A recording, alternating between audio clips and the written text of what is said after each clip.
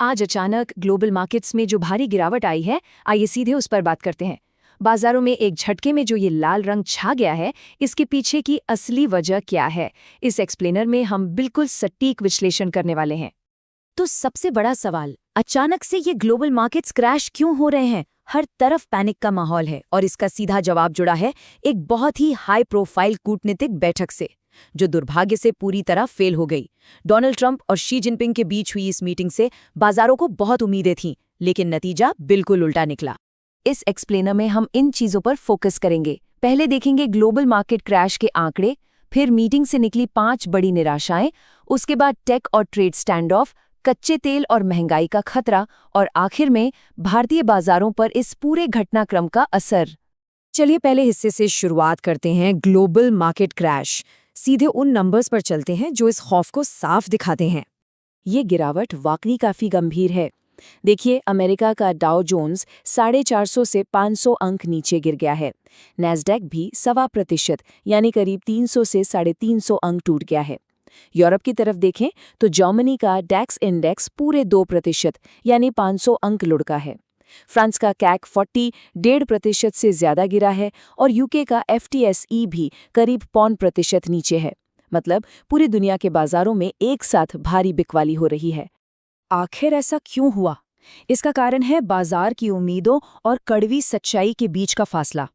उम्मीद थी कि इस अहम मीटिंग से ग्लोबल कॉन्फ्लिक्ट्स, टेक्नोलॉजी पर लगे प्रतिबंधों और ट्रेड वॉर का कोई न कोई ठोस समाधान निकलेगा। लेकिन असलियत में कोई लिखित समझौता नहीं हुआ, बस कुछ मौखिक बयान आए जिनकी कोई आधिकारिक पुष्टि नहीं हुई। और हम सब जानते हैं, बाजार को अनिश्चितता बिल्कुल पसंद नहीं है। अब आते हैं दूसरे सेक्शन पर, मीटिंग की 5 बड़ी निराशाएं। आइए समझते हैं कि वो कौन से मुद्दे थे जिन्होंने बाजार का भरोसा तोड़ा। ये वो 5 पिलर्स थे जिन पर सबकी नजरें थी। ईरान का संघर्ष, AI सेमीकंडक्टर चिप्स का मुद्दा, बोइंग जेट्स के ऑर्डर, ताइवान की सुरक्षा और रेयर अर्थ मिनरल्स पर एकाधिकार। निवेशकों को पूरी उम्मीद थी कि इन पर कोई डील साइन होगी, लेकिन हर मोर्चे पर निराशा ही हाथ लगी। सबसे पहली और बड़ी उम्मीद थी ईरान संघर्ष को लेकर। ऐसा माना जा रहा था कि चीन और रूस के प्रभाव से कोई शांति समझौता हो सकेगा। हॉर्मुज़ जल डमरू मध्य को फिर से खोलने पर मौखिक सहमति तो बन गई, लेकिन असल युद्ध को रोकने के लिए कोई भी ठोस कदम या टाइमलाइन सामने नहीं आई और बिना किसी एक्शन प्लान के ऊर्जा संकट टलने का कोई भरोसा नहीं मिला। अब तीसरे विषय पर चलते हैं, टेक और ट्रेड स्टैंड ऑफ। इस कूटनीतिक विफलता ने बड़ी कॉर्पोरेट कंपनियों को कैसे प्रभावित किया, ये देखते हैं। सेमीकंडक्टर वॉर की स्थिति काफी उलझी हुई है। एक तरफ अमेरिका के एडवांस्ड AI चिप्स हैं, जैसे एनवीडिया के H200 और H20, जिन्हें चीन लगातार ब्लॉक कर रहा है। वहीं दूसरी तरफ चीनी सरकार घरेलू कंपनियों जैसे हुआवे को जोर शोर से प्रमोट कर रही है। उम्मीद थी कि इस दौरे से अमेरिकी टेक कंपनियों के लिए चीन में कोई बड़ी डील निकलेगी, लेकिन चिप वॉर सुलझने के बजाय और उलझता दिख रहा है। और इसका तुरंत नतीजा क्या निकला? -3.25%।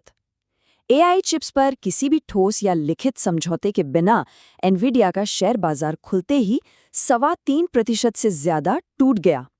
कोई आधिकारिक डील न होने का सीधा असर इन टेक स्टॉक्स की भारी पिटाई के रूप में दिखा है।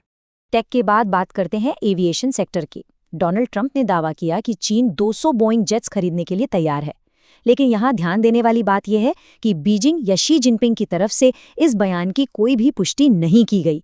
जब तक दूसरी तरफ से आधिकारिक मुहर न लगे, बाजार ऐसे दावों पर यकीन नहीं करता। नतीजतन बोइंग के शेयरों में -2.5% की गिरावट देखी गई।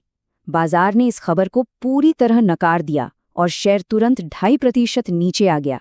ये इस बात का परफेक्ट उदाहरण है कि सिर्फ बयानों से बाजार में स्थिरता और भरोसा नहीं लाया जा सकता। बाकी 2 मुद्दे भी उतने ही गंभीर थे। पहला, ताइवान की सुरक्षा। चीनी कूटनीतिक चेतावनियों के बावजूद अमेरिका इस मुद्दे पर पूरी तरह खामोश रहा, जिससे ताइवान एक तरह से वल्नरेबल स्थिति में आ गया। और दूसरा, रेयर अर्थ मिनरल्स। चीन के एकाधिकार और अमेरिका द्वारा 250 से 500% तक टैरिफ लगाने की धमकियों पर भी कोई समाधान नहीं निकला, यानी यहां भी बात अधूरी ही रह गई। अब इंडिविजुअल स्टॉक्स और कंपनियों से बाहर निकलकर चौथे सेक्शन की बात करते हैं, कच्चे तेल की कीमतें और महंगाई, जो कि इस समय का सबसे बड़ा मैक्रो खतरा है। प्लस 3.5%। ये आंकड़ा शायद सबसे ज्यादा डराने वाला है। कच्चे तेल की कीमतों में एक ही दिन में 3.5% का उछाल आना बिल्कुल भी सामान्य बात नहीं है। आमतौर पर 1% की बढ़त भी बाजारों में हलचल मचा देती है।